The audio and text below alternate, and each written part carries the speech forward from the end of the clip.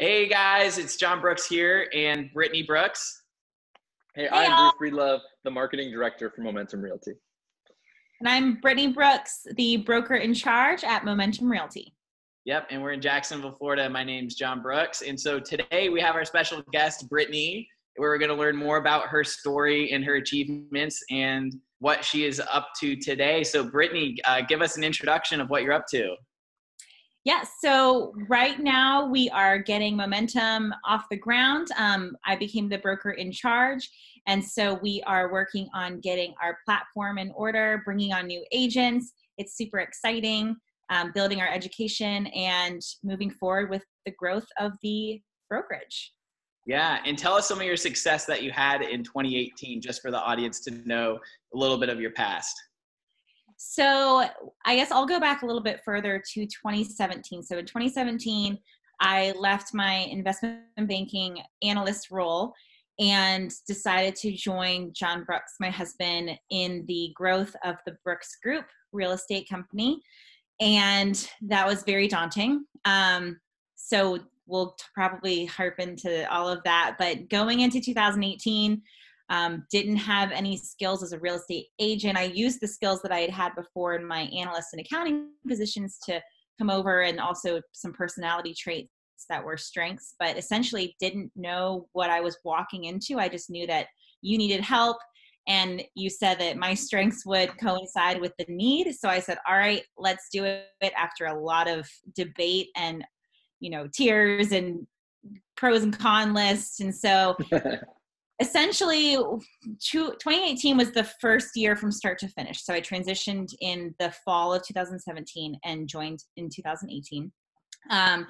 In 2018, my units were 66 transactions. So I helped solely 66 buyers in Northeast Florida, primarily Jacksonville. And that was beyond anything I could have ever imagined would happen. I, just heads down, didn't even think twice. You get up in the morning, eat, breathe, sleep, real estate and buyers. And looking back at the end of 2018, I had helped 66 buyers, families buy their properties. So that was insane. That is insane. So if you look at like the statistics of these other brokerages that are open in Jacksonville and around the country, the average agent does about 4 units to 8 units a year. So you are actually you 10x in your first year what other agents average are. That's insane. How did you do that? So we talk about this a lot, and you'll hear it in other interviews that we do. One primary factor is that, Jon, it was just you and myself. We didn't have our family at that point. So obviously our priorities did change once Evelyn was born. We also, and, myself, I'm an achiever, and the strength finders, the Gallup strength finders, like number one is achiever. So there's never been any option as I've gone through school, when I started my careers. If someone says, okay, you're staying till 10 o'clock, you're staying till midnight, I need this. There's also an aspect of the people pleaser. So I just do it, just because I don't want anybody to be disappointed. So there's no choice in my brain but to act and achieve. So when there's a need, you just do it.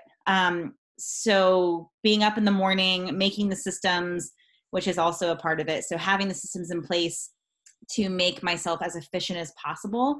And then also working. We worked constantly. So morning, afternoon, night, evening calls, evening showings. Buyers do take up primarily your evenings, just because they want to look on the weekends, after work, in the evenings, etc. So there was just no choice that I had. I just did it, and I enjoyed it. And I think that's the thing too, is there was that joy. And so I didn't think twice. There was never any moment where I said, I'm not happy, I don't want to wake up and do this. And so then you sluggishly go about your day trying to find that satisfaction. It was always like, what's next? What's next? It's okay. That person under contract, these calls need to be made, these emails need to be answered. So there's that parallel of that sense of urgency because you don't want to disappoint people and you want to make sure things get done to progress to that next stage, as well as that level of always seeking for that higher level of excellence and achievement, which is just kind of ingrained. It's ingrained in you. So like so you sold 66 homes your first year, and going back to where you started, Virginia Tech, which is where we met. Can you tell me your story at Virginia Tech and how you actually got to the point in 2018 where you decided to go out on your own, become an entrepreneur, and then evolve into becoming another entrepreneur, building your own brokerage? So I'd love to hear the story from the start. Yeah. So the trend, and I think a lot of people go through this in college, is you listen to other people because you really don't know what you're supposed to do. So you listen to society, and a lot of people say, you're good at this, you should be doing X, Y, Z. So, I started out listening to my dad because I had to choose a major, and I was like, I don't really know what to choose. And of course you listen to those mentors around you. And he said, well, you're really good with math, you're good with numbers. You should be an engineer. And I was like, I'm not going to be an engineer. But finance was the next step in that. So accounting, finance, took the general education requirements and found that I was really, really good at accounting. I was acing exams that people fail. So my TA was like, you should consider a career in accounting. So what do you do when you're a college student wondering what their path is? You go through that path that someone recommends. So got internships and eventually ended up at Ernst & Young. And through that path, I took the CPA exam and became a licensed CPA with the accounting firm. I found out very quickly that what you're good at isn't always what makes you happy. And I burned out and was not satisfied in that role. While I was, auditing and editing the numbers of a company's financials, I always wondered what was next in that progression of decision-making and that higher level analysis. And I said, okay, I don't want to just look at step A. I want to be in step B and beyond as well. So eventually took an investment banking analyst job to go more in that finance direction. So each skill did build upon itself. And, you do learn along the way what you're good at, what you're missing, as long as you're open and receptive to change. And so I don't regret any of the past careers. It's just a progression and learning. So went into more of a finance and an analyst role. I was helping do the diligence for mergers and acquisitions between technology companies. So a lot of the aspects that I see in real estate were also in the facilitation of those deals. So you have a buyer and seller, you have a company, and then you have to make sure that the diligence is done and that transaction coordination and making sure that everything flows smoothly from step A to step Z. So that was just what I was good at, and that attention to detail and making sure that everybody's happy on both sides, the goal and the objectives are accomplished, and you do it as quickly and as smoothly and seamlessly as possible. So when, Jon, you were looking for help and leverage in the business with the Brooks Group, you were going to hire a buyer agent because you just decided that your strengths were sellers and that's where you wanted to lie, and you were going to outsource to a buyer agent. And it took a long time. It took about 6 months to a year that you were tapping on my shoulder and said, I think that you would be the person. And I was like, off. There's no way I'm joining you. I'm not going to become a realtor. And then eventually you said, well, I'm either going to hire someone else or it's going to be you. And I think that was the final straw of, well, I don't want you to hire someone else for this role. So when it came down to that, I decided to unfortunately leave. It was really hard. I loved my role, and I kind of took a leap of faith and said, okay, once again, if someone's seeing this in me, which has been a trend, someone has to usually see that light in me and say, I think you'd be great here. And I'm pretty open and receptive to trying new things. So I'm like, all right, well, let's go for it. You can always go back in those other roles. I can always go back to corporate in those positions. So I think while we're young, it was a leap of faith and a risk to say, why not? And oh Lord, if I hadn't, we would not be where we are today. And it's just really exciting because there is that risk that we were willing to take. So. Yeah. So tell us about right when you came out of college, where were you living? What were you doing? What was your life like compared to now? Yeah. So when I came out of college, my roommate and bestie, Ruby, we lived in an apartment in Washington, D.C.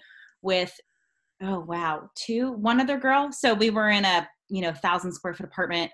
I made a sunroom into a room, so like a den with no insulation, DC winters. I had to go to Home Depot and put like tape on the windows. And I was still paying like $1,000 a month. And I didn't have my own bathroom. I literally lived in a sunroom where I had to have a sliding glass door that I put curtains on. And you just make it work. But that was when I was at the accounting firm and I was getting burned out because people are supposed to have so much fun when they leave school and they're starting their careers. And I was working busy seasons till midnight as an auditor. And it was just going through those motions and not really being aware of that slow decline into unhappiness because it's just the day to day and you don't realize what it's doing to your mindset. And, working for someone else, you're involved in that culture. And so it was just a slow decline.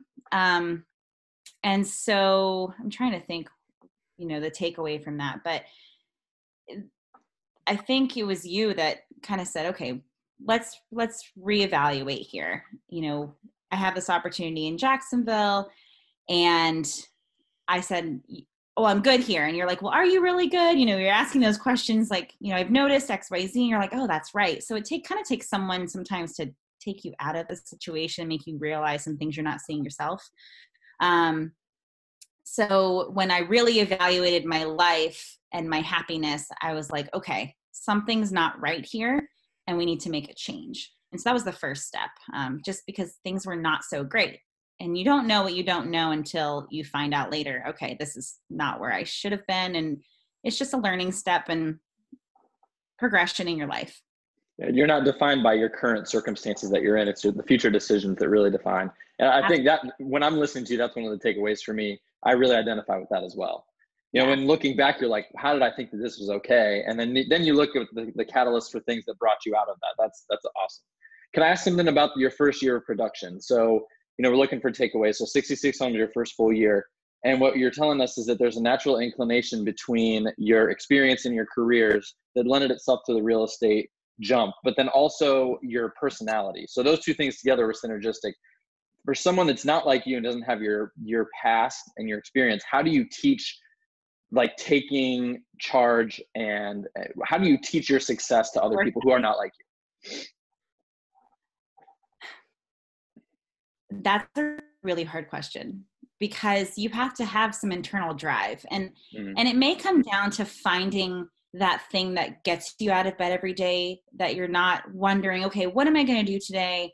Having to find something versus it just naturally occurring because you're so excited about what you're going through in your life and you're excited for that next step and you're seeking those opportunities because you know that you love what you're doing and you're open and receptive to those changes. Otherwise, I'm trying to think of the best way to put this because it is a natural work ethic. I've always had that. I was top student in my class and I've just never known anything other than just working hard. So I'm trying to think, I think it comes down to like finding that thing you love that gets you out of bed, that you don't even have to question putting in the effort. And it's almost like the effort's not existent because like that effort definition changes. It's not a draining. It doesn't take energy from you. It adds to you to succeed. Yeah, it's positive energy, not negative energy that's drawing away your resources. It's giving you that boost every day that you just don't even think twice. You just step into action. Because I think in my experience, just being around people in my own career, it's like people are looking for the reason to not do what they're currently doing. They're looking for that thing, but they're not uncomfortable enough to make the jump, right? Like you were saying, you had Jon tapping you on the shoulder like, hey, I'm noticing this, and he knew you well. So you had that, which was a huge catalyst for you. But like, I'm trying to like dig down to that one thing that someone could take away and be like, I know I have to go do this thing. So thank you for that insight. That's awesome. Yeah. If you're sad every day waking up and you're just like, oh, I don't want to go to work. I never, ever, and that was an amazing realization when I look back on that year. Obviously, there were times where I got tired because just of the amount of hours you're putting in, but I wasn't tired in the sense of, I don't want to do this anymore. It was, you still had that energy to say, all right, let's get up. We've got people to see and help. And it was exciting and it was dynamic. And there was just never a question. Yeah, it wasn't like physical exhaustion for you. It was physical exhaustion for you, but spirit exhaustion, right? Which is like you woke up every single day, and no matter how exhausted you were just so excited to serve another person and get them into a home and change the direction of their family, because it's a large financial purchase working with buyers. And you took it so seriously. Like the way that I saw you was like the things that you had done in the accounting world. I mean, I'm going to brag on you here. Like you were like what, first or second in your class for your CPA at Virginia Tech. Then you went on to be one of the top people at your company for your Big Four accounting firm. And then your investment banking firm loved working with you. And like you said, I think a big piece of it was your drive. You're internally driven because you have the achiever learner personality. But what's interesting about with you is you also have the woo in your strength finder. So if people listening that don't know what we're talking about, there's something called strength finders, and it helps you identify what your strengths are. And when you know what your strengths are when you experience three things: it's ease, excellence, and enjoyment. And you usually need 2 out of the 3 to be able to make sure that you're operating from one of your strengths. And what I've observed with Brittany is like, you're very dynamic, but your personality set is like, if you are learning and you are achieving at the same time, it doesn't even matter what you're doing, as long as the people that you're doing it with, like you're satisfying them and they're paying, you feel like a team player and you're providing them value, and they see that and they recognize that. Yeah, that was one of the big moments of joy the past couple of years and it should be done more in schools. And if you haven't done it, I highly recommend to the people watching this. One of the biggest ahas the past couple of years that led to that joy was learning my strengths. So I know, by heart, my top 5, it goes achiever, woo, learner, communication, and harmony. So that woo and harmony and that people pleaser aspect also align with that achievement and that competition a little bit, like always looking for that next thing, as well as the learner. So that learner and being open and receptive to the curiosity and trying to find new things with that achievement.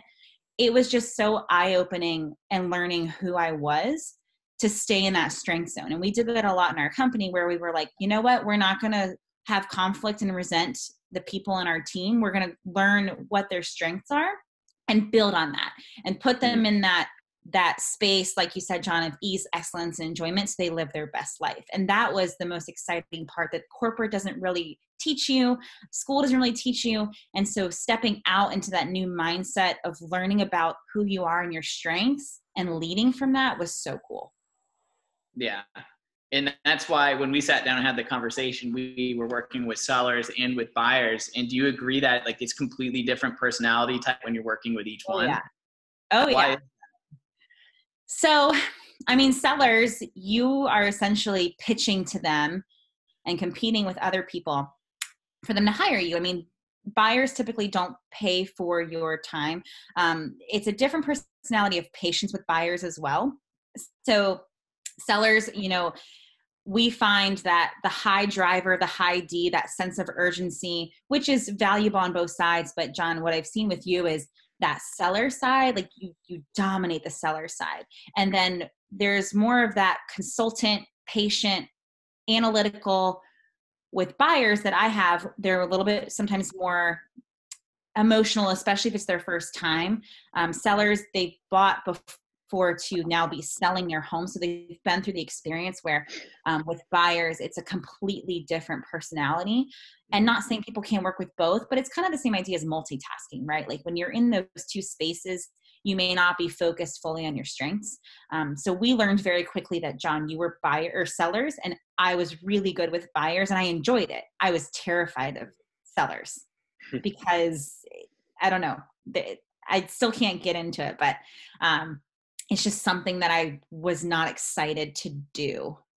Well, I think it's different because when you're a seller, when you're working with sellers, you have to be confrontational because their perception of where the market might be is so far away from where reality is and where the data says it should be. And that's like a very direct conversation. And you like got to hit them over with a Mack truck sometimes to get them to make the decision. But for buyers, it's really how do we collaborate together and find exactly what you're looking for. It's kind of like a hunt versus, a kill. I don't know how to explain it. But it's a totally different. It's a different animal. It's a different beast. And for your personality type, when we hired all these coaches and consultants, we went to all the classes. We're just like, we need to split this up and run two businesses side by side and have Brittany work in her strength zone. And you hit it on the head. Like you enjoyed it. Like there was never a day where you came home and was just like so not happy with what you were doing. Maybe sometimes with the clients, right? You never have a perfect client in some regards, but in the process oriented that you brought over from the accounting, I think just you fell in love with it. And the people that you're working with, I mean, I can't even count the number of 5-star reviews that we were getting from like every single client that you worked with gave you a 5-star review. Why is that? Why do people keep giving you amazing reviews and compliments on working with you? So I think it comes down to, I don't like when people are unhappy.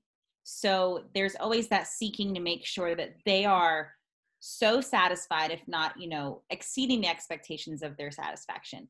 And if there's ever conflict, if there's ever a problem, it irks me and keeps me up at night if it's not solved. So, if something's going on, there's going to be a resolution.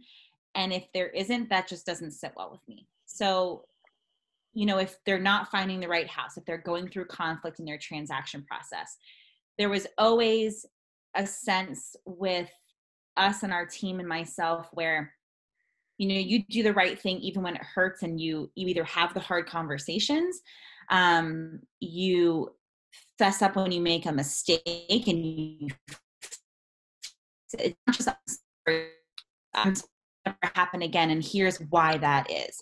I'm going to take these issues and make them right. And so, I mean, there were even people that still gave me 5-star reviews where, a mistake, which happens rarely, I'll be honest, because we are so diligent and we make sure our systems are so ingrained and perfect that if there's ever a hole, we fix it. But there were issues where it's like, okay, I'm sorry this happened. Here's what we're going to do to fix it. And those people would still give 5-star reviews because it was quickly done and with a lot of care. I mean, I care about the people that we're working with. Yeah. So you mentioned a couple of things, like you're accountable. So you took accountability when there was an error and you fixed it. And then you actually cared about it and they could feel that you cared. It wasn't just a transaction for you. No. And I mean, we had a lot of conversations, and a lot of real estate agents do, where they say, is this worth my time? Because I might be making a little bit of money. I don't focus on that. It doesn't matter the volume. It didn't matter if it was, someone buying $150,000 trailer. I'm just trying to think, a trailer, or like $1 million purchaser. It doesn't matter. You're still a human being and you deserve the highest level of customer service no matter what. And so when I think, and that's something to harp on too, is that level of customer service. I mean, I've been trained, and those were areas that I enjoyed. So I was in retail. I worked as a waitress in the restaurant industry. That training, it's in me. It's in my core. So that also comes with the personality of wanting to woo and make sure that they have the highest experience. And that coincides with that level of customer service and that diligence and care. Yeah. Now, you make it seem so easy because your personality is fitting with the role. I want to hear some challenges that you've had. Like, what was like, oh my gosh, like this was the one thing I didn't expect, or this was my biggest obstacle over the year? Because, I mean, to be frank, you also got pregnant in 2018, and that probably had a big impact on you and your business and your mindset and everything. So what was the biggest obstacle? How did your family situation change, and how did that impact the business? Yeah. So there's two things I think about, because some of them, they just hit home, that I remember those moments. And The first is that there are some people that can't be helped. You work so hard and you care so much, and that's not going to change their situation or their mindset. So whether someone's expectations are off and you've set expectations, but their emotions are driving their decision, that was very hard for me, where I couldn't get control of their emotions and ask the right questions to help them along their purchase. And so, things like they're blaming XYZ. And it's like, well, hold on here. Like, here's the facts. And so that was really hard for me as a woo and a people pleaser when I couldn't get control, because just people and their circumstances in life and how they think about life and how they progress through life. And that was really difficult, especially because I wanted that accomplishment, right? I wanted to get them in their home. And so, I do remember one situation where, and I don't want to say I lost the client, it was just a disillusion, but I remember when we couldn't get an agent to respond, which I know a lot of people have in this industry. We're emailing, we're calling, we have an offer. And, I remember that moment in that call where they said, I don't want to work with you anymore because, I thought I hired a go-getter. And I'm like, oh, I have been working so hard. And this person, I've shown you evidence that I've called 5 times, 10 times a day, emailed, and I'm trying to get your offer. But, we can't force someone to respond, and we can't force someone to respond urgently. And so those were really big struggles of things that I couldn't control. Even though I had expressed and explained the situation, that was really hard to lose clients like that.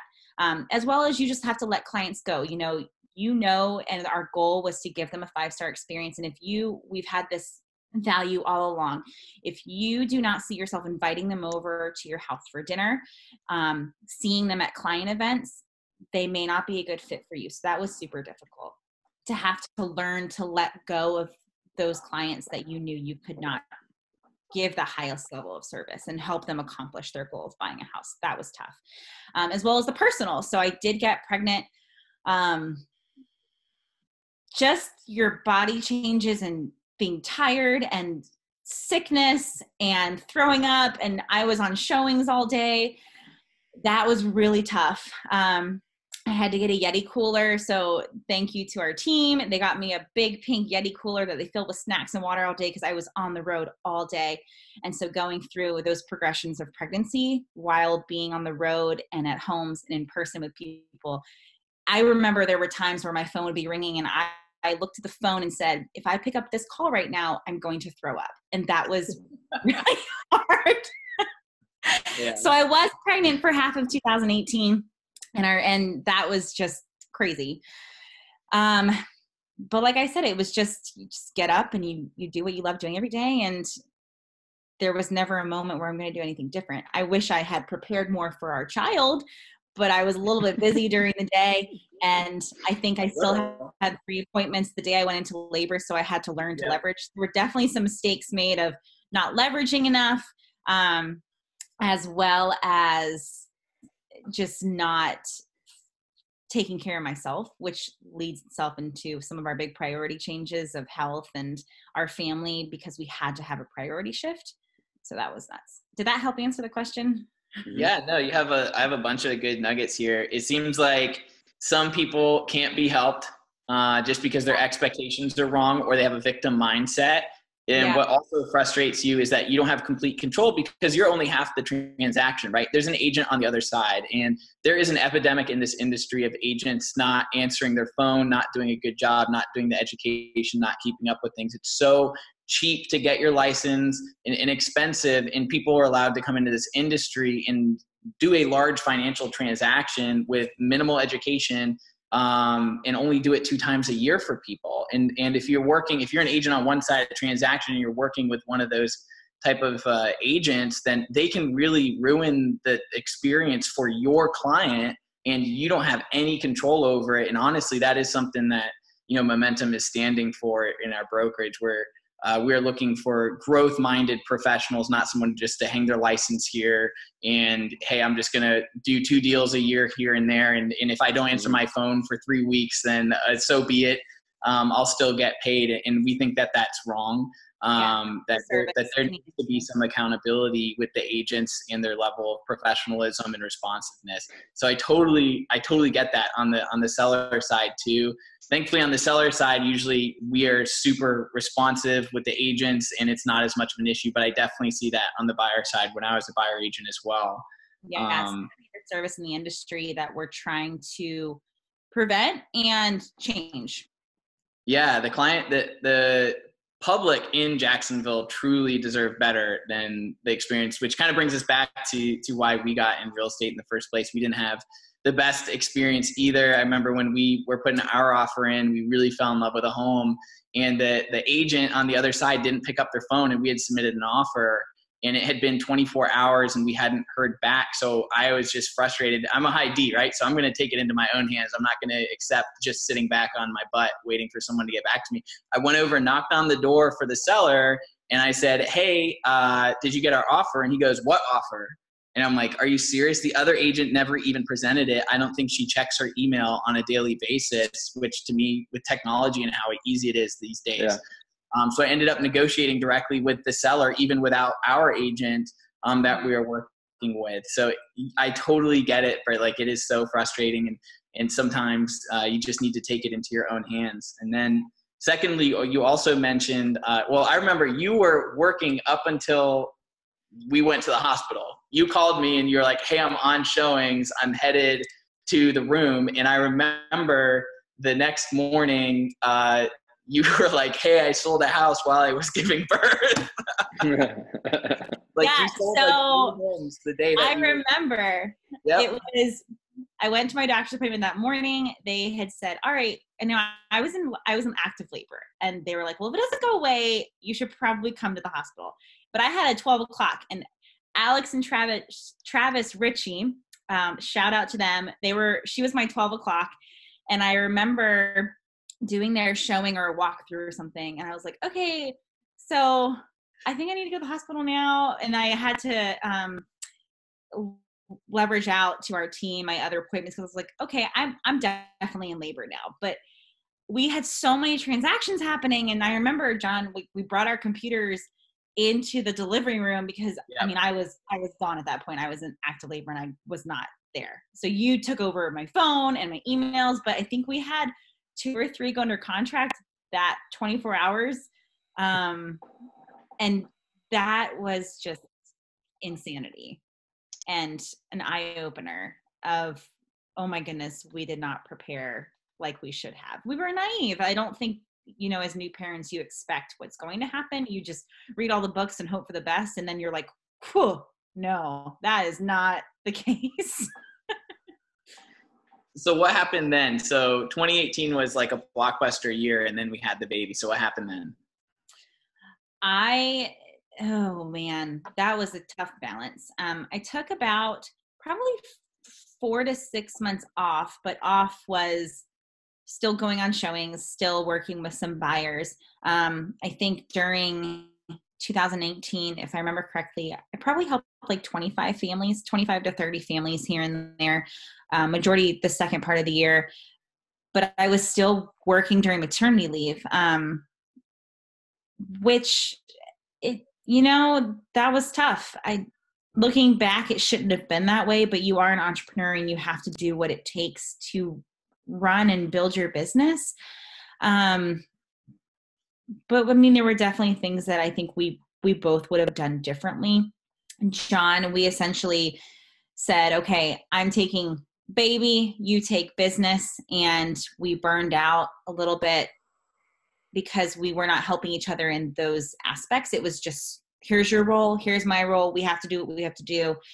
And we decided that something had to give, which led to the creation of Momentum and saying, okay, our desire is, not to be as much in the field anymore, being the sales agent, but we had a lot of agents that were seeking help and looking to us for guidance from our experience. And so we said, okay, what would it look like if instead of building a big team, which we know we didn't desire, and I know people have that desire and they want the big real estate teams, but that was not something we wanted. We said, what if we do it differently and we go through the agent, through the brokerage to serve the clients because they have the capacity to do so. And we decided that wasn't our priority personally to help them directly. What would it look like to go indirectly to help mentor and train these agents to thus serve the clients at the highest level? That way it takes us out of the field, gives us more time with our family, and then reshifts the priorities. And that's how it was born. Yeah. And I remember, months leading up to the decision, you were teaching the classes in the market centers and telling your story with people. And I'm pretty sure you might be the only agent in Jacksonville that sold 66 homes just to retail buyers in 1 year, which is incredible. And people wanted to know, hey, what are your systems? What are your scripts? How do you do this? I remember you had people coming up to you saying, how do I join your team? Like people were walking into your office being like, hey, how do I get involved with this? This is nuts. I see your guys' numbers. Yeah. And you had to, and I saw you turn people away because you were just so busy and heads down, but your heart, from what I understand, is a lot into teaching. And this gives you a platform to be able to share your systems, models, techniques with these agents that also fits with your lifestyle. Yeah. And a lot of that we didn't harp on. So able to serve 66 buyers, and we had served 40 total on that year. So around 100 families.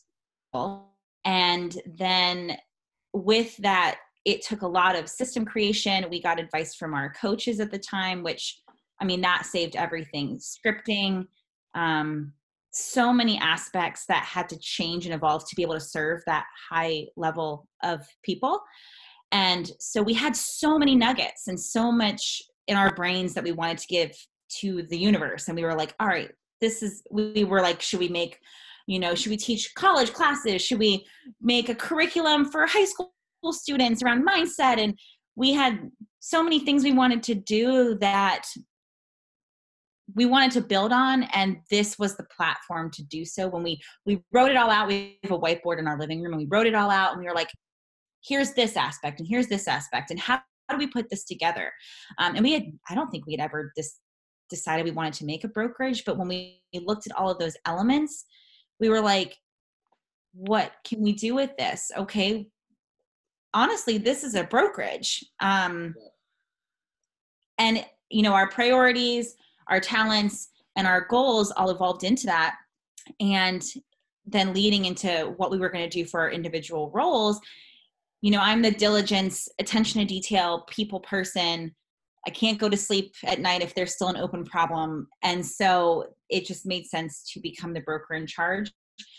You love the recruiting aspect, and Bruce loves the marketing aspect. And so, Jon, I think with your mentality, like it just naturally progressed into you being the team lead and helping to also coach and mentor the agents just in that role.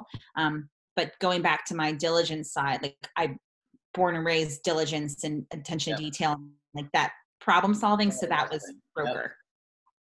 Yeah, problem solving, lead generation, and marketing.